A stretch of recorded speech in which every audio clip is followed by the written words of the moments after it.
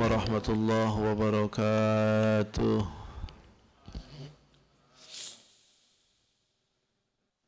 بسم الله الحمد لله والصلاة والسلام على رسول الله سيدنا محمد بن عبد الله وعلى آله وأصحابه ومن تبعه إلى يوم القيامة.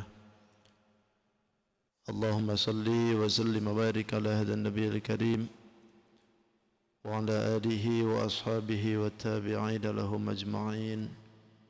أما بعد، فقد قال الله تعالى في كتابه الكريم سورة البقرة ayat berapa nih? 180. أعوذ بالله من الشيطان الرجيم.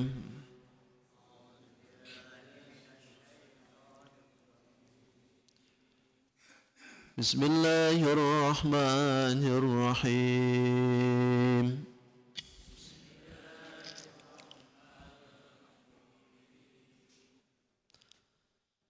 كتب عليكم إذا حضر أحدكم الموت إن ترك خيرا الوصية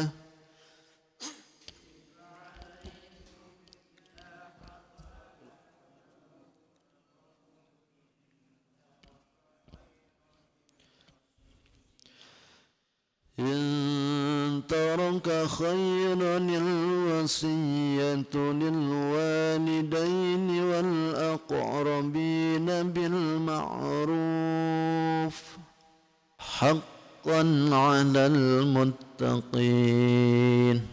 فمن بدله بعدما سمعه فإنما إثمه على الذين يبدلونه إن الله سميع عليم. فمن خاف من موص جنفا أو إثما فأصلح بينهم فلا إثم عليه إن الله غفور رحيم. يا أيها الذين آمنوا كتب عليكم الصيام كما كتب على الذين من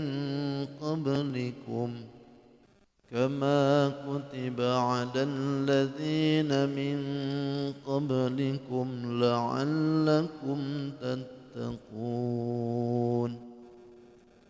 صدق الله العظيم وصدق رسوله النبي الكريم ونحن على ذلك من الشاهدين والشاكرين والحمد لله رب العالمين.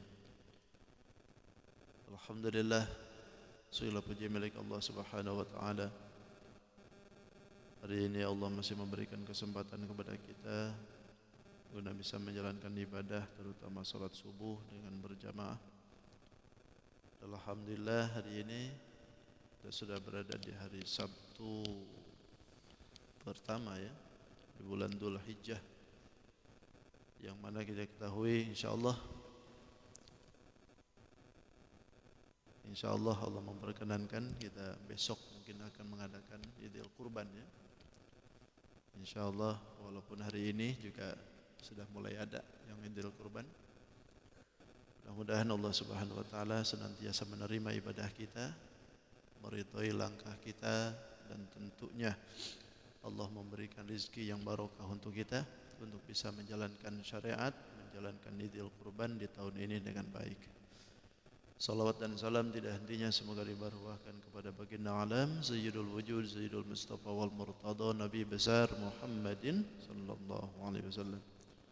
Tidak lupa pada keluarganya, sahabat, para tabi'in, para tabi'ut tabi'in, sampai kepada kita tentunya, yang mudahan kita pun khususnya berkumpul di tempat ini, umumnya jami'al muslimin wal muslimat yang selalu mengikuti akan akhlak baginda Rasul, nanti di yaumil qiyamah diaku sebagai umatnya. Amin. Amin ya rabbal alamin. Hadirin wal hadirat rahimakumullah. Di Samarinda juga ada beberapa masjid ya yang sudah hari ini lebaran. Bahkan malam tadi itu ada yang sudah takbiran tuh di Jalan Sentosa tuh ya. Ada takbiran itu. Tinggal di jalan tuh. Ada juga di Bungkring. Ada yang hari ini lebarannya tuh. Tapi pas giliran mau kurbannya, besok aja saya kurbannya. Dia nyembelihnya besok, hari rayanya hari ini. Terus saya, kenapa kalau hari ini hari raya besok kurbannya? Banyak yang protes. Kalau memang yakin hari ini ya monggo sih, sembelih aja Bang hari ini. Jangan setengah-setengah keyakinannya. Ragu-ragu itu. Yang sering jadi perdebatan itu kadang-kadang banyak yang bertanya ke saya, Ustaz kan kita ini di Mekah sudah, sementara kita di sini belum. Ya intinya kita ini beda matla, beda tempat. Bapak hari ini sahur, habis sahur datang waktu subuh tuh, Bapak berhenti nggak? Berhenti nggak kira-kira? Berhenti ya. Kalau kita ngikutin Mekah, jangan berhenti. Kalau di Mekah belum subuh, ya kan? Kalau kita ngikutin Mekah, Mekah belum subuh. Terus secara logikanya kan gitu. Di hukum itu terjadi ketika kita berada di mana. Sudah saya jelaskan kemarin. Tapi kadang-kadang orang tuh banyak yang bertanya atau melalui SMS, dan langsung telepon. Jadi intinya yang paling dominan itu manut aja Pak lah dengan pengumuman perintah itu aja. Karena ada 7 hal dalam kitab tafsir itu, ada 7 hal yang kita itu harus manut dengan ulama, dengan pemerintah. Di antaranya manut kepada pemerintah itu dari 7 hal itu, di samping pencetakan uang, juga perihal tentang masuknya bulan. Karena ulama pun juga berkumpul di situ. Pemerintah itu hanya memutuskan aja, memfasilitasi. Karena sebetulnya yang bergerak itu para ulama. Para MUI seluruh Indonesia kan. Di sidang isbat itu bukan keinginan ya di agama. Di agama itu hanya memutuskan. Yang isbatnya adalah para ulama. Orang-orang pintar juga. Yang ngerucu itu yang orang-orang di bawah aja. Yang gak ngerti apa-apa. Jadi akhirnya ramai. Baik, bismillahirrahmanirrahim. Al-Baqarah 180. Ini menjelaskan tentang hukum wasiat.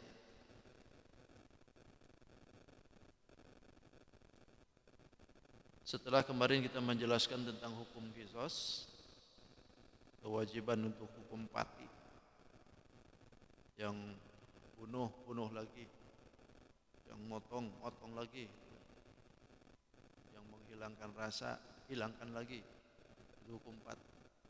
Kalau enggak mau digitukan, bayar tiap. Nah itu untuk menjadikan hikmah dari hukum qisas itu ada kelangsungan hidup. Kelangsungan hidup baik orang yang diincarnya untuk dibunuh atau yang mau membunuhnya. Jadi mikir 2 kali lah.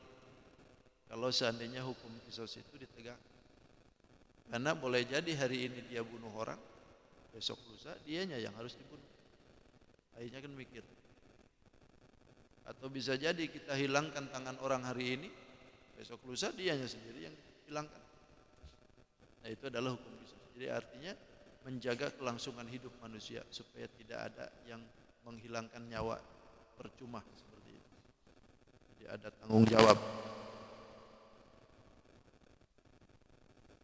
Kalau diadain hukum qisas saja masih ada aja yang gitu-gituan, yang bunuh-bunuhan kan. Apalagi yang enggak ada. Itu.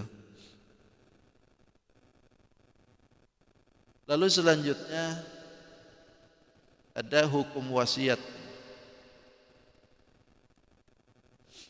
Kata Allah, Bismillahirrahmanirrahim, wallahu a'lam bihaqiqatil murad.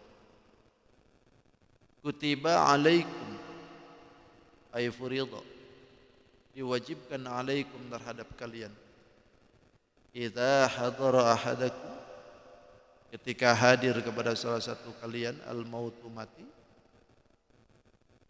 intaroka, jika meninggalkan khairan. Khairan itu dalam artian harta. Al wasiyatu, wasiat.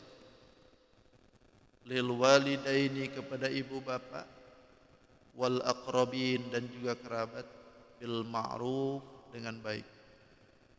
Haqqan, sebagai kewajiban, alal muttaqin, terhadap orang yang muttaqin.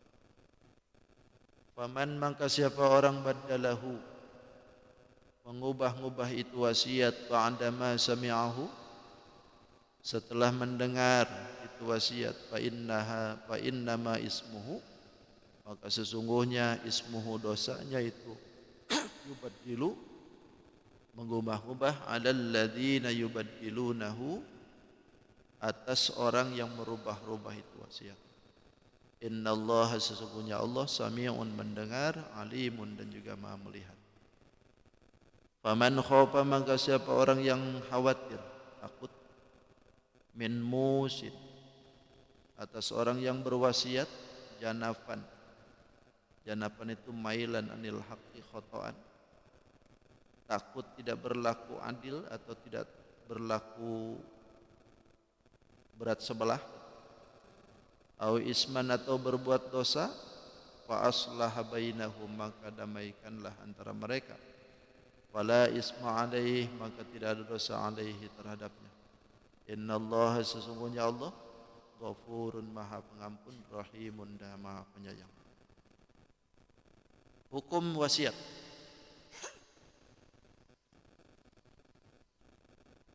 Ayatnya memang tidak banyak hukum wasiat, tapi dalam praktiknya, dalam hukum fikih itu banyak sekali ya wasiat. Nah, ini tentu tidak akan semua kita paparkan karena kita pembahasan harus fokus kepada ayatnya nih. Nanti penjabarannya di dalam hukum fikih. Hukum asal daripada wasiat itu hukumnya wajib. Hukum asal melihat kepada apa yang tertuang di dalam ayat ini. Kata Allah, kutiba alaikum. Kutiba itu furidah, diwajibkan atas kalian, idza hadara ahadakumul maut, ketika hadir kepada kalian itu kematian. Artinya, maksudnya hadir kematian itu tanda-tanda kematian. Ketika ada tanda-tanda kematian, sudah terasa nih, aduh, kadang kayaknya nggak bakalan lama lagi nih. Kalau sudah merasa begitu, cepat-cepat wasiat. Sakitnya mungkin kita ini, perasaan kita, wah ini kayaknya nggak lama lagi nih kita. Wasiat lah, kumpulin anak. Nah, bapak mau wasiat. Kayaknya sakit bapak ini nggak bakalan lama nih. Nanti bapak kalau nggak ada, tolong bapak wasiat ya. Nih hutang, nih sekian bapak harta nih. Yang di sana silahkan jual, ini bagikan. Yang di seberang sana nggak boleh dijual. Loh kenapa pak? Itu rumah orang, nggak boleh jual. Oh, nggak jual. Ngapain juga loh? Wasiat.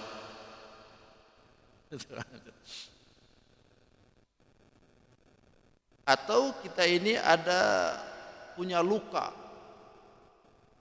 tanda-tanda kematian dari luka itu jelas dah gitu. Ini luka nggak mungkin bisa sembuh nih, parah nih sudah. Kelihatannya betul nih parah nih. Kalau sudah seperti itu wasiatlah.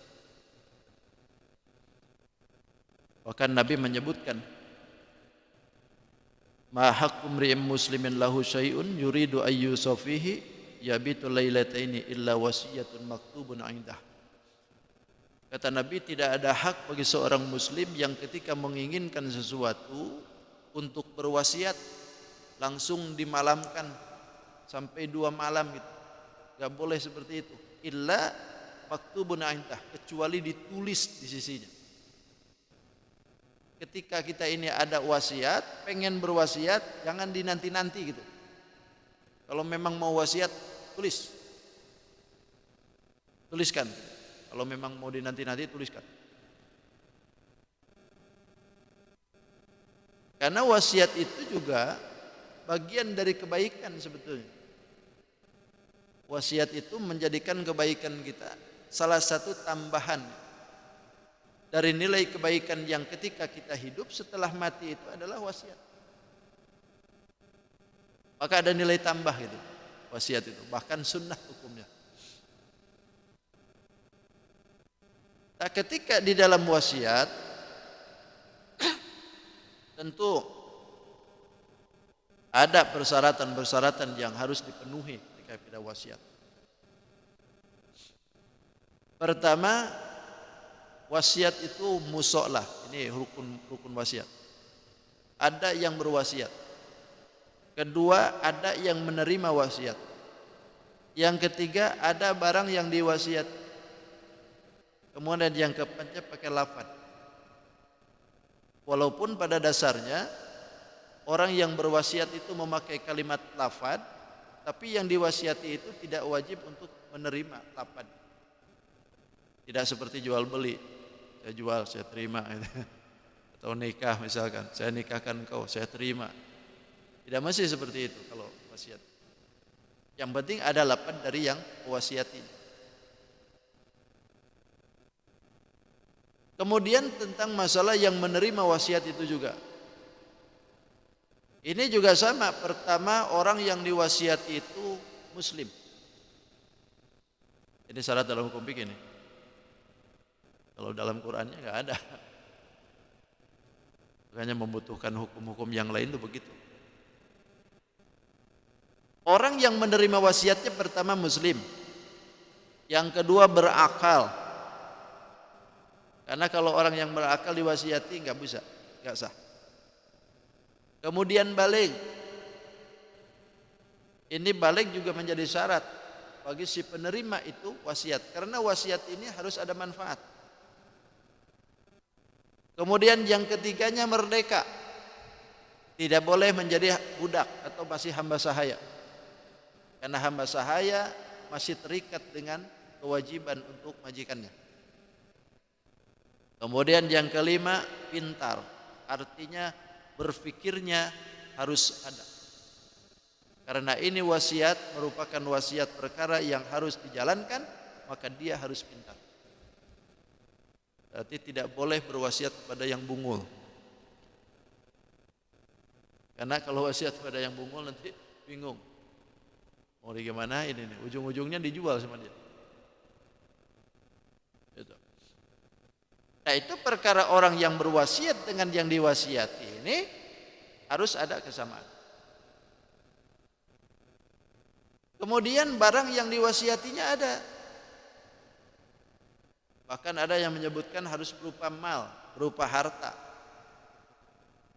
Kalau wasiat-wasiatnya dengan yang lain, ada yang tidak diperkenankan. Misalkan bapak wasiat kepada orang, nanti kalau saya mati, tolong nanti walikan anak saya yang ini. Sementara dalam urutan wali itu sudah ada. Nah, itu tidak sah berwasiat seperti itu. Nah, itu perihal dalam wasiat. Secara gambaran, secara utuhnya.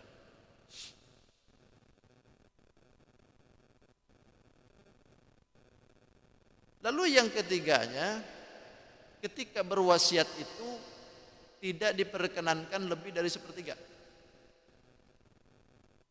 Atau bahkan kita ini berwasiatnya itu punya tujuan hanya berwasiat dengan orang-orang yang kaya saja. Itu tidak sah.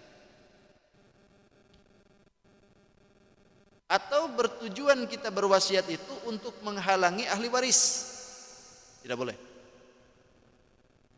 Imam Syafi'i menyebutkan bahwa kalau kita ini berwasiat lebih dari sepertiga yang kita miliki, maka hukumnya makruh.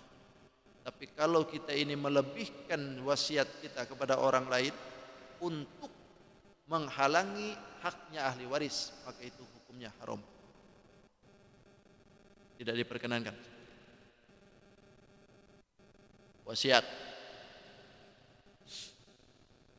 Jadi hukum asal itu wasiat itu wajib hukumnya. Untuk siapa? In taraka khairanil wasiyah. Jika meninggalkan khairan al wasiyatu berwasiat. Khair itu dalam artian adalah harta maksud. Kenapa disebutkan khair? Karena di dalam Al-Qur'an yang lain juga kan begitu. Fa innahu li hubbil khairi lasyadid. Sesungguhnya insan itu saking cintanya dengan harta lasyadid, sampai jadi bakhil. Itu disebutkan harta itu khair juga. Kenapa disebutkan harta itu khair? Karena manusia banyak yang menganggap harta itu adalah kebaikan. Maka disebutlah harta itu khair. Itu khair. Terus yang kedua, disebutkan harta itu disebutnya adalah khair. Karena ini memberikan isyarah yang bagi ayyakuna halalan thayyiba. Yang disebut dengan harta itu adalah halal dan juga baik. Maka diisyarahin dengan khair itu adalah karena harta yang kita miliki itu harus halal dan thayyib. Harus baik. Di samping halal. Maka disebutlah khair gitu. In taraka khairanil wasiyah. Jika meninggalkan harta harus berwasiat. Wasiat. Silakan berwasiat. Untuk siapa? Lil walidain. Untuk kedua orang tua. Wal aqrabin, dan juga kerabat. Bil ma'ruf, dengan cara yang adil, yang baik. Artinya bil ma'ruf di sini la yazidu 'ala sulsi wa la yaqtulu 'ala al-qina. Tidak melebihi dari sepertiga dan tidak mengkhususkan mengutamakan orang-orang yang kaya saja. Haqqan 'alal muttaqin, sebagai kewajiban 'alal muttaqin, terhadap orang yang muttaqin. Ini hukum asal ya. Hukum wasiat dulu itu wajib. Kepada orang tua wajib berwasiat, kepada kerabat wajib berwasiat, kepada anaknya pun juga wajib berwasiat. Tapi ketika hukum waris itu ada, turun hukum waris, maka wasiat ini hukumnya batal. Nah, ini yang disebut dengan hukum dinasah. Jadi ayat ini adalah ayat yang dinasah secara hukumnya, tapi tidak bacaannya. Bacaannya tetap ada, tapi hukumnya tidak berlaku. Untuk siapa tidak berlaku? Untuk orang tua, untuk anak, untuk kerabat. Karena ini tidak ada juga hukum yang disebutkan di sini, walaupun tidak diwasiati, tetap mereka akan kebagian karena di situ ada hak warisan. Tuh, kalau dulu sebelum ayat waris itu turun, ya wasiat itu yang berlaku. Jadi berwasiat. Tapi setelah ayat warisan itu turun, tidak diperkenankan. Bahkan innallaha a'ta kulli haqqin haqqahu.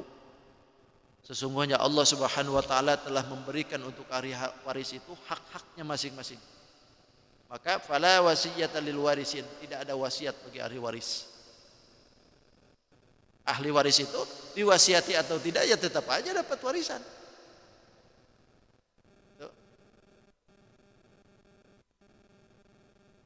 Jadi setelah ayat warisan itu turun, terutama yang di dalam surat An-Nisa ayat 11 dengan ayat 12, barulah ayat ini hanya berlaku bacaannya saja, tidak berlaku hukum.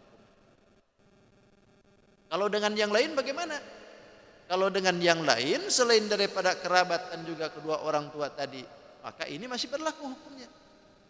Cuman hukumnya tidak wajib, hanya jadi nilai sunnah. Kan disebut sunnah muakkad. Kalau awal-awalannya wajib, haqqan 'alal muttaqin, karena melihat kalimat haqqan itu kewajiban. ini ayat berarti dinasah, dihapus dengan ayat lagi. Karena hukum itu ada yang dihapus dengan ayat lagi, ada yang hukum itu dihapus dengan hadis, ada yang hadis dengan dihapus dengan hadis, ada bahkan hadis yang dihapus dengan ijma ulama. Itu prospek hukumnya. Seperti itu. Ini berarti salah satu ayat yang dihapus hukumnya dengan ayat lagi. Wasiat.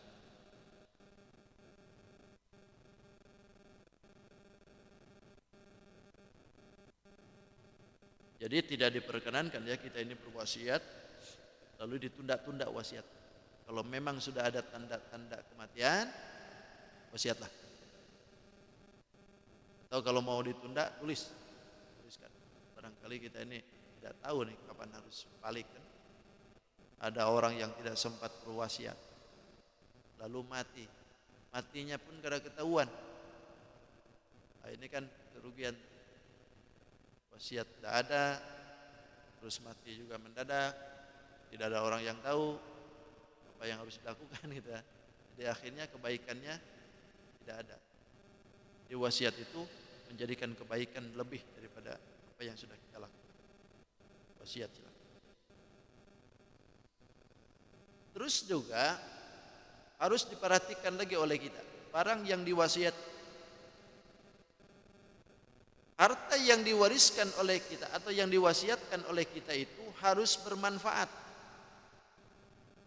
Jangan berupa wasiat, barang yang ditinggalkan itu adalah yang maksiat atau yang diharamkan.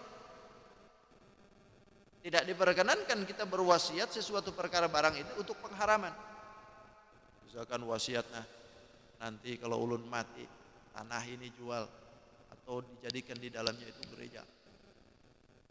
Ini wasiat salah. Atau nanti saya kalau sudah mati tolonglah taburi minuman keras di kuburku misalnya. Karena senang-senang minuman misalkan sampai matinya pun pengen ditaburi minuman keras. Ini wasiat enggak sah. Harus ada yang manfaat. Harus ada yang manfaat. Atau misalkan wasiatnya nanti kalau saya mati tolonglah itu pukuli orang itu. Nah, ini wasiat-wasiat yang salah. Jadi intinya wasiat ini akan berlaku ketika yang diwasiati ini menerimanya yang manfaat. Tidak diperkenankan yang tidak ada manfaat. Apalagi kalau wasiatnya untuk maksiat terus-terusan selamanya. Harus ada manfaat. Lalu ketika kita berwasiat, kalau bisa misalkan tidak ada tulisan, hadirkan 2 orang saksi. Siapa yang dipercaya oleh kita, hadirkan itu. Nanti setelah 2 orang saksi itu mendengar, maka 2 orang saksi itulah yang harus menegakkan itu wasiat. Lalu kalau misalkan terjadi 2 orang saksi ini ternyata menyelewengkan dengan apa yang diwasiati oleh kita. Misalkan harusnya kita ini berwasiat kepada si A, tapi ternyata yang jadi saksi ini malah dikasihkan ke si B. Ini menyelewengkan. Atau wasiatnya kita ini sepertiga, tapi sama saksi ini dirubah. Perwasiatan kita itu ternyata jadi setengahnya misalnya. Bahkan mau menghabiskan harta ahli waris.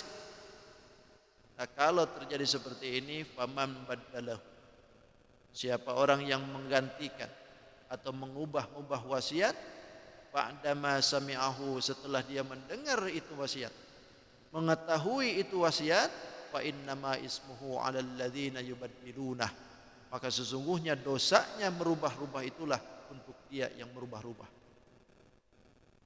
tidak untuk orang yang berwasiat. Kalau ada wasiat kita itu dirubah sama orang, maka yang jadi dosa itu adalah orang yang berubah itu, bukan kita yang berwasiat. Kalau kita sudah berwasiat, selesai aja dah. Ini menang kayak mau wasiat semuaan ini. Sudah siap-siap berwasiat ini ya.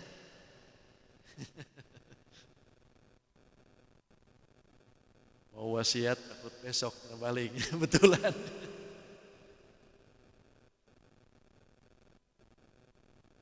Tapi wasiat itu memang harus ada sebetulnya, jangan ditunggu sudah tua juga sih sebetulnya. Masih muda juga gak apa-apa wasiat. Tapi jangan berwasiat menghalangi ya. Wasiat nana. Sampean nanti kalau aku nggak ada, sampean nggak boleh nikah lagi ya. Nggak boleh nikah lagi. Ini wasiat salah nih. Karena itu urusan yang masih hidup kalau begitu. Jadi tidak diperkenankan kita ini berwasiat, orang sudah dibaguskan itu wasiat lalu dirubah-rubah oleh kita. Kalaupun misalkan ada yang terjadi seperti itu, ya udah, yang merubah itu yang jadi dosa. Kalau kitanya yang berwasiat, ya udah selesai. Innallaha sami'un alim, sesungguhnya Allah dat yang maha mendengar terhadap ucapan yang berwasiat, alimun, dan juga mengetahui tentang kelakuan yang diwasiat. Semuanya akan jadi balasan. Kalau misalkan terjadi, kita ini khawatir bahwa apa yang kita wasiati itu takut misalkan berat sebelah, atau barangkali khawatir keadaan itu akan menjadi dosa, faman khofa, maka siapa orang yang berkhawatir, kata Allah, min musin, ada yang dibaca musin, ada yang dibaca muwassin, mukhaffaf dengan musakilah, ada yang pakai tasdid, musin, muwassin. Siapa orang yang khawatir dengan apa yang diperbuat daripada wasiat itu, janafan, takut berat sebelah, atau barangkali menjadikan sesuatu yang diwasiati oleh kita itu au isman, menjadi dosa, akhirnya takut lebih dari sepertiga, atau barangkali takut khawatir yang diwasiati itu adalah hanya orang-orang tertentu saja yang kaya-kaya.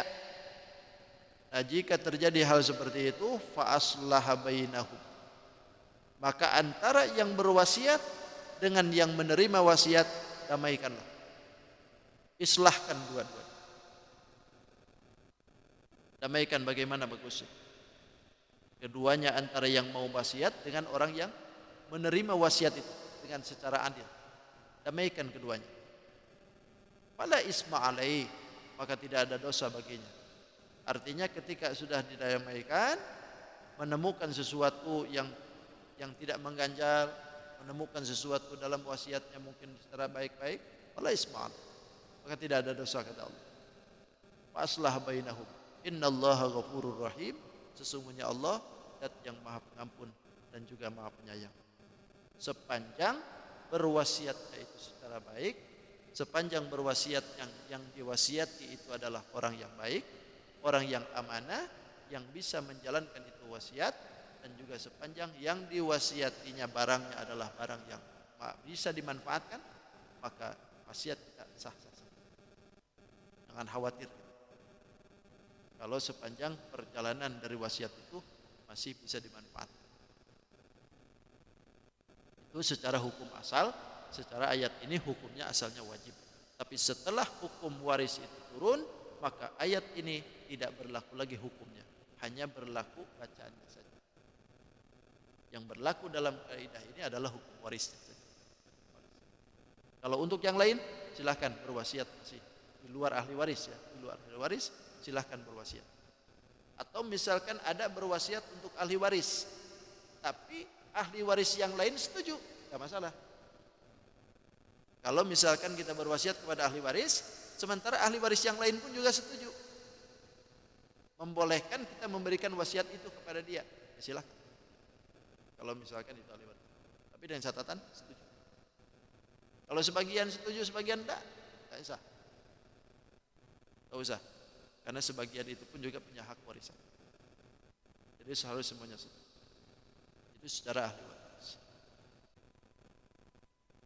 Cukup sudah? Panjang lebar ini masalah wasiatnya.